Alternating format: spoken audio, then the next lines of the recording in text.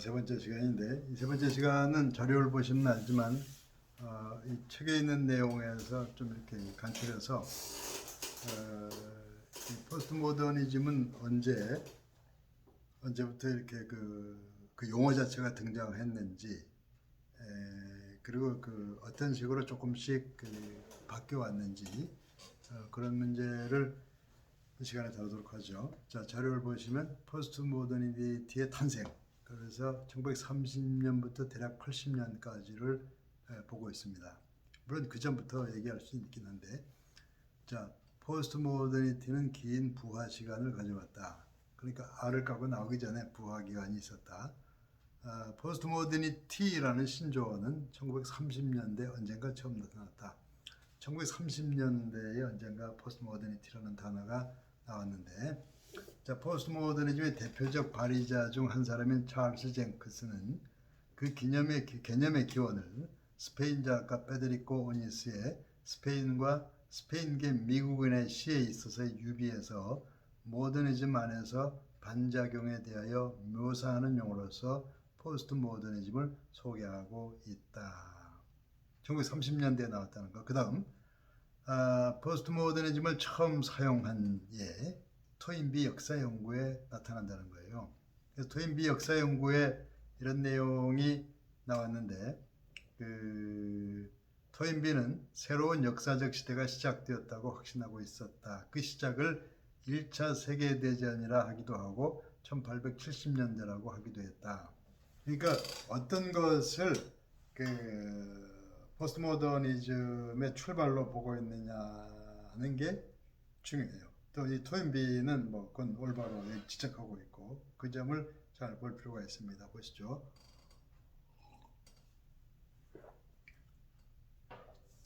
서구의 지배력이 끝나고 개인주의, 자본주의, 그리고 기독교의 쇠퇴와 함께 주어졌다는 의미.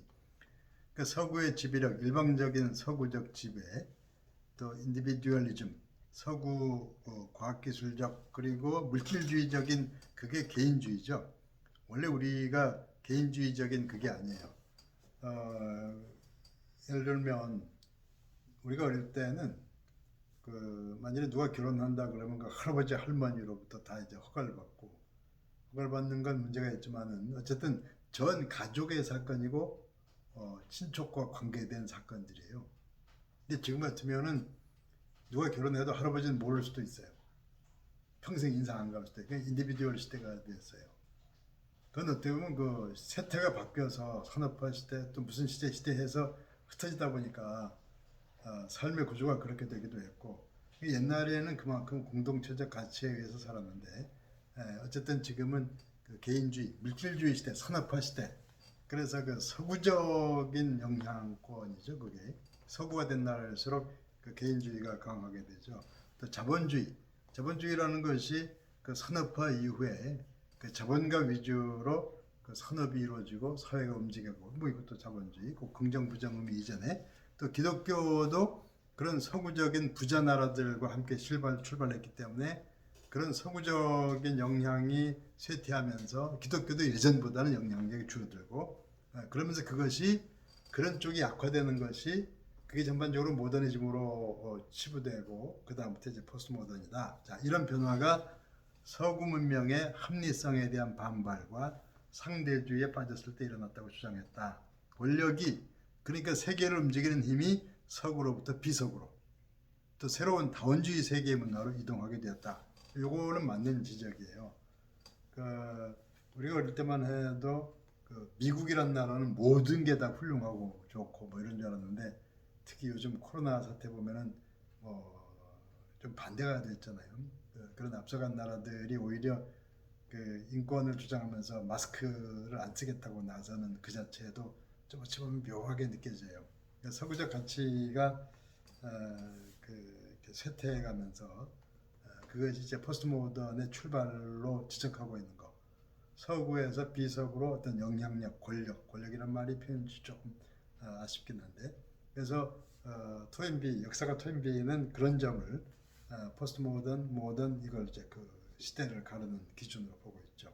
그 다음에 포스트 모더니즘이라는 용어가 1930년대에 생성되었지만 문화적 현상으로서의 포스트 모더니즘은 4, 50년이 지난 후까지 크게 힘을 얻지 못했다. 그렇죠. 누군가 한 용어를 사용했다고 해도 그 사람들이 문화적인 삶에 구체적으로 드러날 때까지는 시간이 좀 걸리는 셈이죠. 그러다가 1960년대에는 포스트 모더니즘을 특징 짓는 분위기가 모던 문화에 대한 대안을 찾고 있던 예술가, 건축가, 사상가들의 마음을 사로잡게 된다.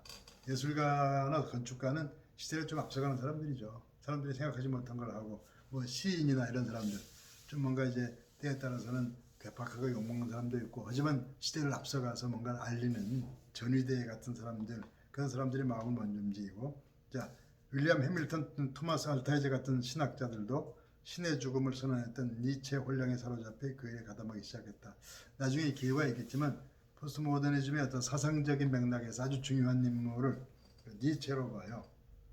니체는 뭐 한마디로 표현하기는 좀 어쨌든 간에 기독교에 대해서 안티 기독교인 셈이에요. 니체도 그 목사님 아들이었는데, 그 밑에 보죠. 1970년대에 모더니티에 대한 포스트 모더니티의 도전은 주요 문화에 강하게 스며들었다.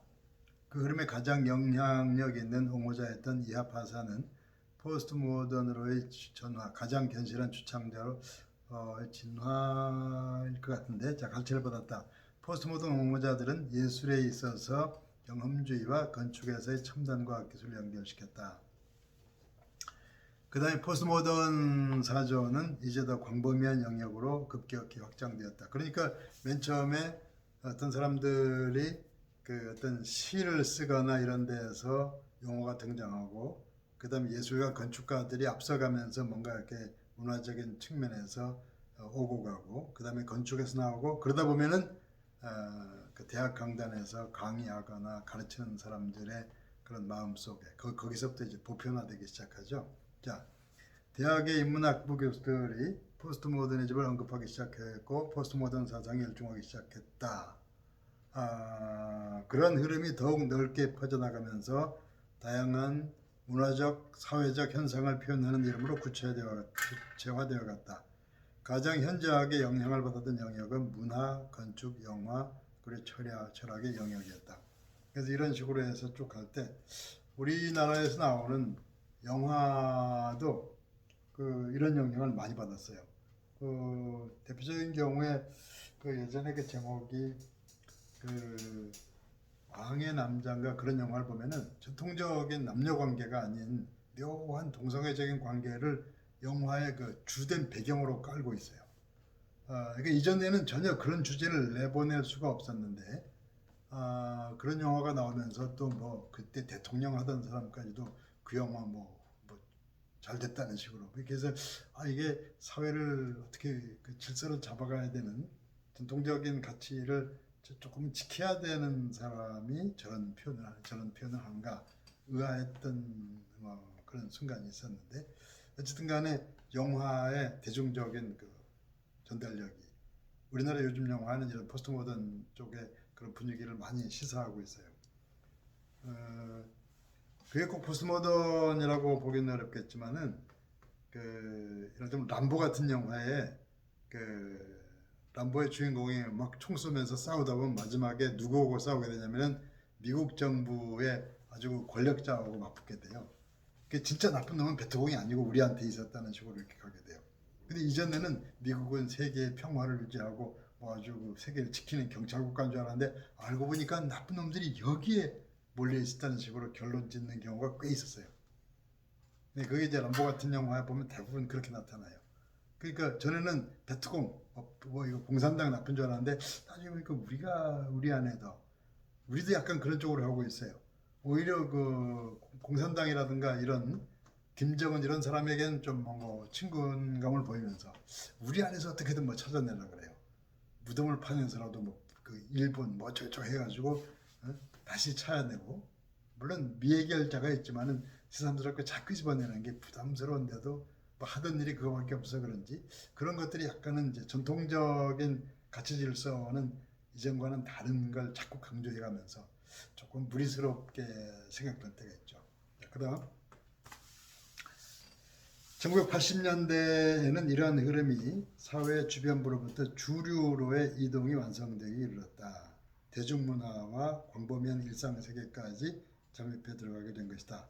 포스트모던 사상은 이제 널리 인정받는 흐름이 된 정도를 넘어서 받아들일 수밖에 없는 흐름이 된 거다. 그래서 대략 지금 보면 그 포스트모더니티 이런 것들이 30년대에 미국에서 어떤 시에 거론이 되다가 그 다음에 이제 이것들이 이제 그 예술 분야, 건축, 영화 뭐 이렇게 쭉 오다가 대학의 강단에서도 나오게 되고 그러다가 지금은 우리도 모르는 사이에 다 메인스트림까지 됐다. 이런 얘기를 하고 있는 셈이죠. 그 대략 그런 그 구체화돼서 장악하게 된 게 1930부터 80년까지. 그리고 토인비 같은 경우는 그 대략 1차 대전 이후다. 1차 대전이라는 것은 양차 대전 자체가 서구가 세계를 꽉 지배하고 있던 지배력을 지들끼리 싸우면서 그 지배력을 내려놓으면서 세계가 좀 달라지기 시작한. 물론 그 포스트모던의 철학 같은 거 출발도 서구에서 나왔어요. 니체가 본격적인 출발자라면 니체는 그 서구의 그 자비판적인 내용으로서 니체 철학이 출발한 것이기 때문에 그렇게 볼 수가 있습니다. 그래서 그 지금까지 조금 쉽지 않아도 포스트모더니티에 대해서 좀 이렇게 그 거칠고 어렵게 되면 여러분 듣다 보면 좀 한두 번 더 하면 정리가 될 거예요. 그래서 어렵더라도 자꾸 하는데 여러분들에게 그 숙제는 이번 강의한 내용을 구태여 손으로 적지 않아도 좋으니까 이렇게 잘 보면서 그 파일을 50%, 50% 정도로 축소를 해요. 물론 이해된 내용만 남기면서 좀 요약하는 식으로 해서 그거를 저에게 메일로 보내세요. 출석 대신해서. 그렇게 해서 그걸 하도록 하겠습니다. 수고했어요. 오늘은 여기까지 하도록 합시다.